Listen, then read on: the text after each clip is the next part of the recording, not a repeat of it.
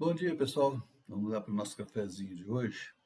Nós iniciamos, falando a respeito da ação de Deus diante da afronta que os filisteus estavam fazendo com ele. Nos 5 primeiros versos do capítulo 5 de 1 Samuel, nós vimos que a arca da aliança foi tomada dos israelitas, pelos filisteus, e colocada sob o pé de Dagon, o deus dos filisteus, como sinal de submissão de Deus àquele Deus. Mas Deus reagiu àquela afronta derrubando até a estátua daquele Deus. Durante a semana, conversando com o pastor Jorge da minha igreja, comentamos algo interessante a respeito do verso 1 do capítulo 5, que diz que os filisteus tomaram a arca e levaram. Isso nos faz pensar no que eles precisariam usar as suas mãos para conduzir a arca, correto? Contudo, ocorreu um fato registrado em 2 Samuel 6, versos 6 e 7, que diz: Quando chegaram à eira de Nacon, estendeu Uzá a mão à arca de Deus e a segurou, porque os bois tropeçaram.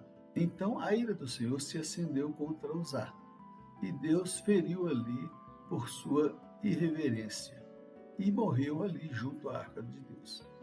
Aí nos vem a pergunta: por que os filisteus não morreram ao tocar na arca? Ficamos ali trocando algumas informações, mas constatamos que não há assim, uma afirmação bíblica para tal fato.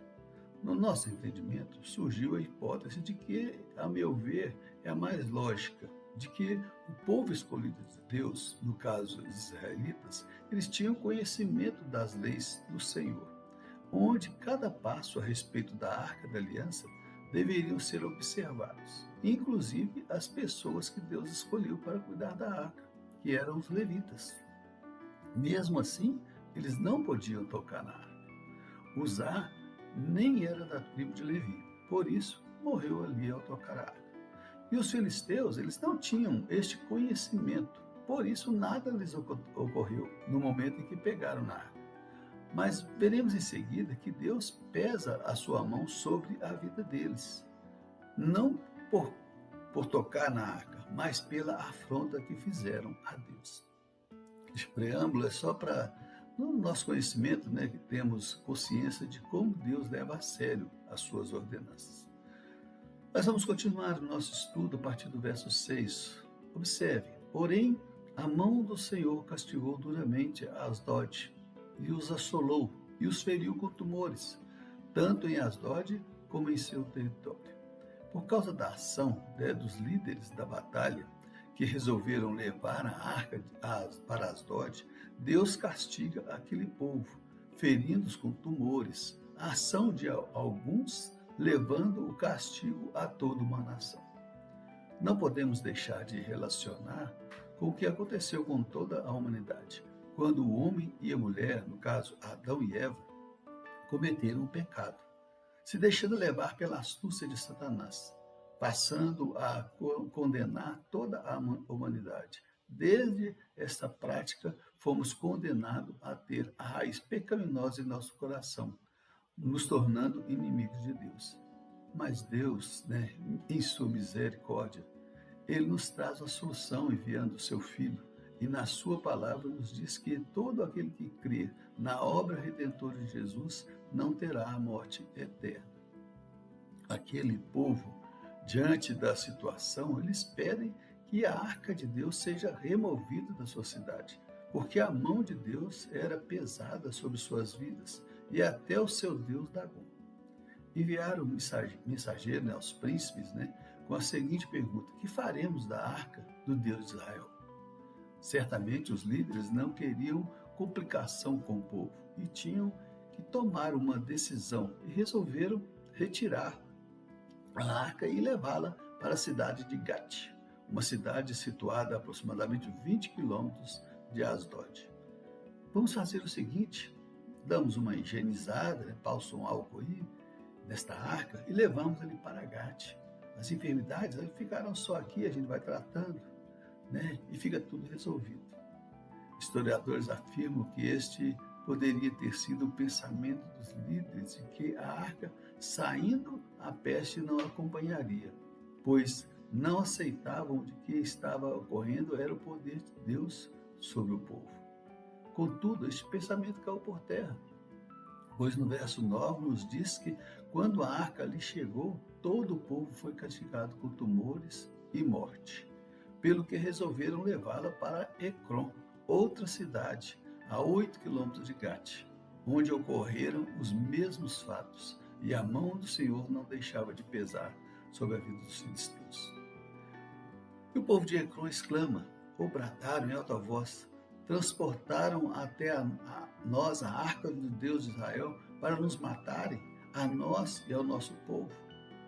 MacArthur, em seus comentários a respeito deste livro, ele faz um comentário a respeito desse bravo, do brado do povo. Diz assim, o grito dos habitantes de Ecrom era um reconhecimento de que os filisteus haviam compreendido a mensagem de que Deus era a fonte de seus problemas. É curioso o fato de que os filisteus conheceram o poder de Deus de derrotar os egípcios, mas, mesmo assim, orgulhosamente acreditavam ser mais fortes do que o Egito.